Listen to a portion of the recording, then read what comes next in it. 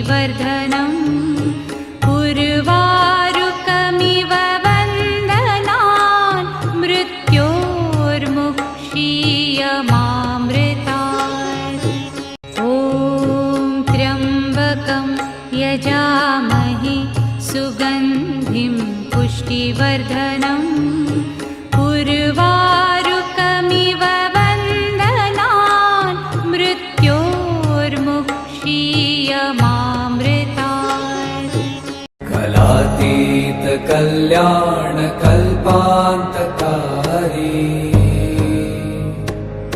सदा सज्जनानन्ददाता पुरारी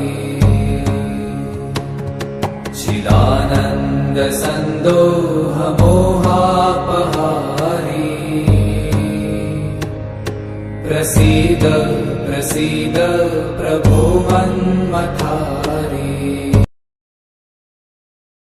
महाराज युधिष्ठिर ने भगवान से कहा, हे प्रभु, कोई ऐसा उत्तम व्रत बतलाइए जिसके प्रभाव से मनुष्यों के अनेक संसारी क्लेश दुख दूर होकर वे पुत्र एवं पौत्रवान हो जाए। यह सुनकर भगवान बोले, हे राजन, तुमने बड़ा ही उत्तम प्रश्न किया है। मैं तुमको एक पौराणिक इतिहास सुनाता हूँ, ध्यान पूर्वक सुनो। एक समय लोमसन ऋषि बृजराज की मधुरापुरी में वसुदेव देवकी के घर आए। ऋषिराज को आया हुआ देख करके दोनों अत्यंत प्रसन्न हुए तथा उनको उत्तम आसन पर बैठाकर उनका अनेक प्रकार से वंदन और सत्कार किया।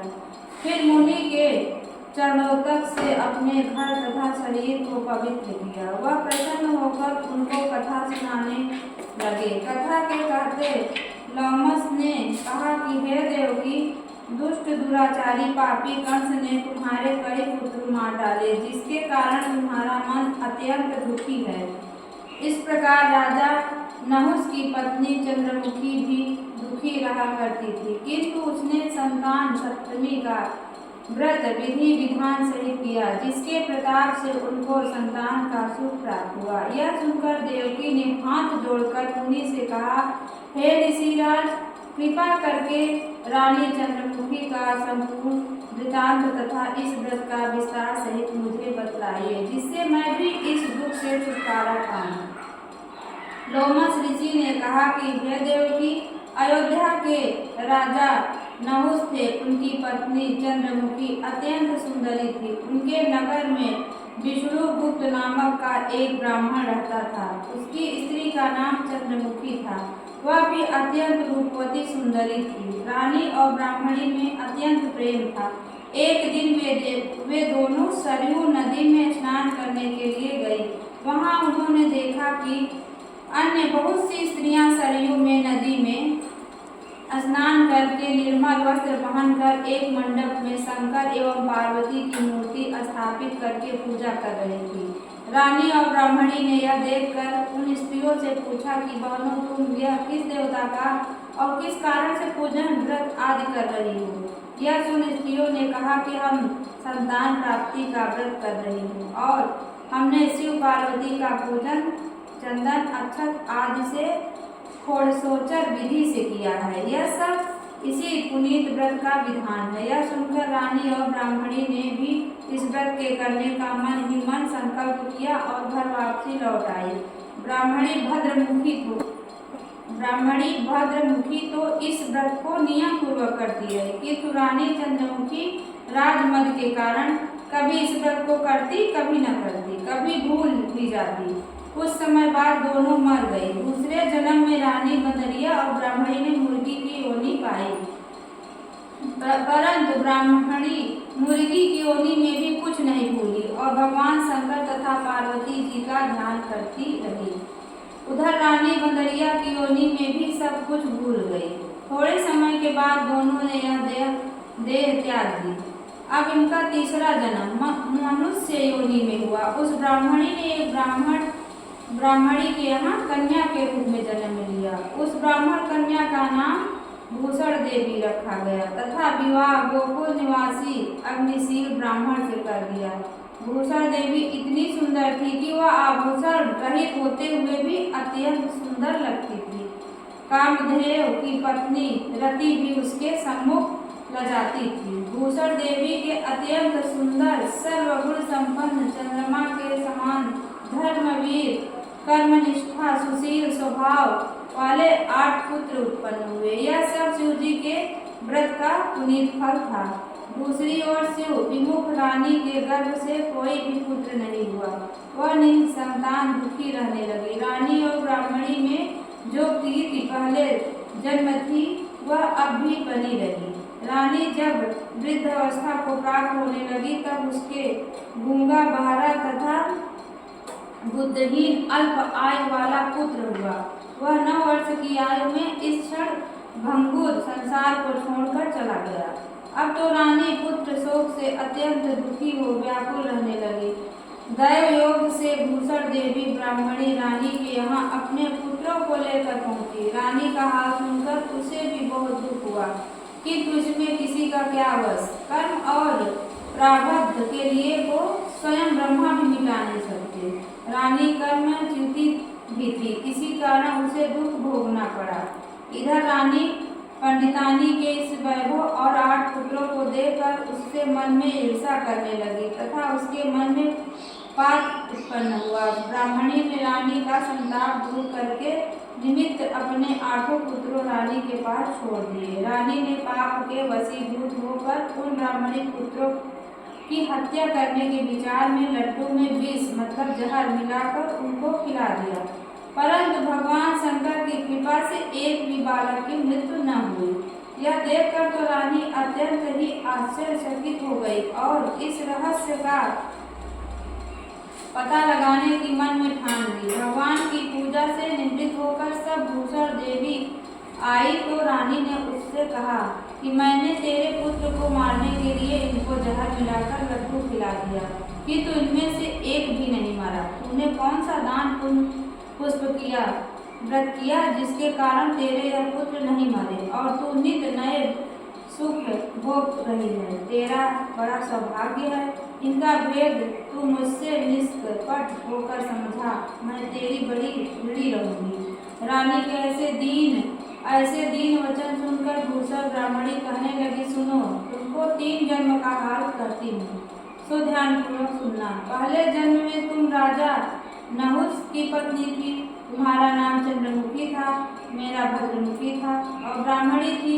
हम तुम अयोध्या में रहते थे और मेरी तुम्हारी बड़ी प्रीति थी।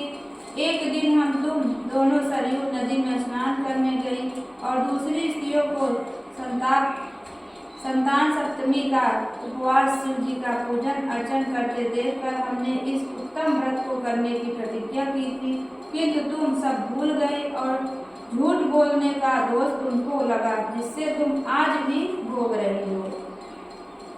मैंने इस व्रत को आचार विचार सही नियम पूर्वक सदैव किया और आज भी करती हूँ। दूसरे जन्म में तुमने बदरिया का जन्म लिया तथा मुझे मुर्गी की योनि मिली। भगवान शंकर की कृपा से इस व्रत के प्रभाव तथा भगवान को इस जन्म में भी न भूली और निरंतर उस व्रत को नियम अनुसार करती रही। तुम अपने बदरिये के जन्म में भी भूल गई।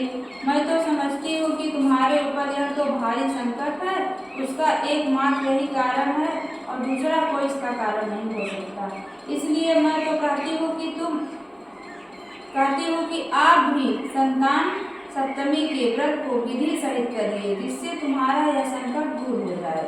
लौमस ऋषि ने कहा, है देवकी, भूषण ब्राह्मणी के मुख से अपने पूर्व जन्म की कथा तथा व्रत संकल्प इत्यादि सुनकर रानी की पुरानी बातें याद आ गई और पश्चाताप करने लगी तथा भूषण ब्राह्मणी के चरणों में पढ़कर क्षमा याचना करने लगी और भगवान शंकर पार्वती जी की अपार महिमा के गीत गाने लगी। उस दिन से रानी ने नियम अनुसार संतान सप्तमी का व्रत किया, जिसके प्रभाव से रानी को संतान सुख भी मिला तथा संपूर्ण सुख भोग कर रानी शिवलोक को गई। भगवान शंकर के व्रत का ऐसा प्रभाव है कि यथ भ्रष्ट मनुष्य भी अपने पथ पर अग्रसर हो जाता है और अनंत ऐश्वर्य भोग कर मोक्ष पाता है।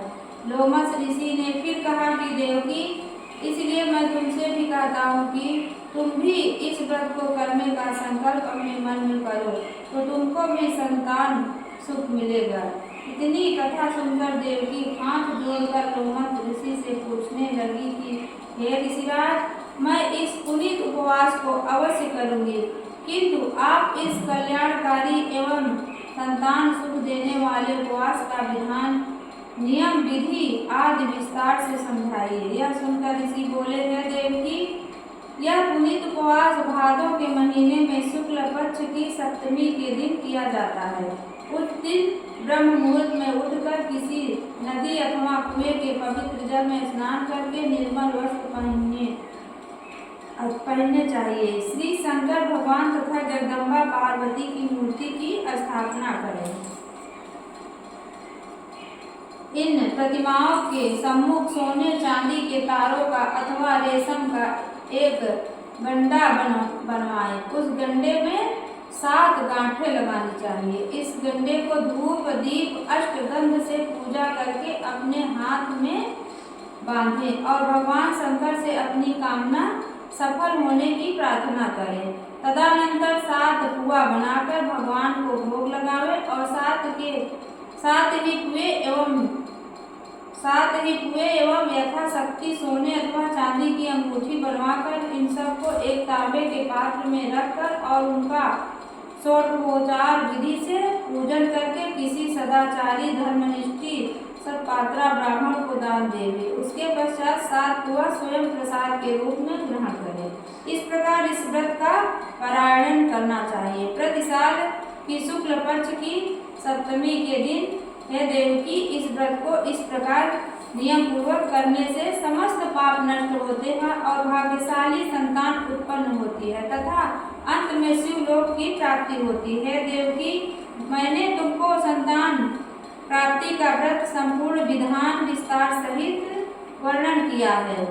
उसको अब तुम नियम पूर्वक करो, जिससे तुमको उत्पन्न संतान पैदा होगी। इतनी कथा सुनकर भगवान अनंत कंद ऋषि श्री कृष्ण ने धर्मावतार युधिष्ठिर से कहा कि श्री लोमस ऋषि इस प्रकार हमारी माता को शिक्षा देकर चले गए।